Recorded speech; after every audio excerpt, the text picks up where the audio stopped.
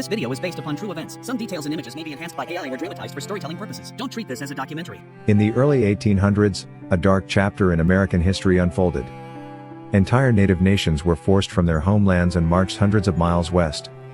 Thousands never made it. This journey is remembered as the Trail of Tears. The Cherokee, Choctaw, Chickasaw, Creek, and Seminole, called the Five Civilized Tribes, had lived for centuries in the Southeast. They built towns, farms, and governments, printed newspapers, ran schools, even adopted constitutions.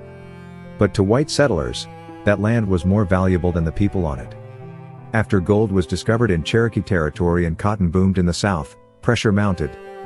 In 1830, President Andrew Jackson signed the Indian Removal Act, forcing native nations west. Not all accepted quietly. The Seminole fought wars in the Florida swamps. The Cherokee resisted in court, winning Worcester v. Georgia, which recognized their sovereignty. But Jackson ignored the ruling. Soldiers soon rounded up families, often giving them only minutes to leave. The first removal came in 1831, when the Choctaw were driven west. They described the journey as a trail of tears and death. The Chickasaw, Creek, and Seminole followed. Some signed treaties under pressure, others resisted until violence made removal inevitable. By the late 1830s, attention turned to the Cherokee, the last major nation still holding out.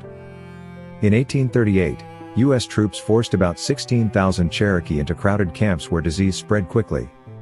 From there, men, women, and children marched more than 1,000 miles to what is now Oklahoma. Many traveled without shoes or proper clothing. Food was scarce. Families died along the way. Historians estimate about 4,000 perished. For survivors, the Trail of Tears was burned into memory. Soldiers herded groups under bayonets. Mothers carried infants through sleet. Survivors recalled digging shallow graves with their bare hands. Witnesses described endless wagon lines, silent except for the cries of children.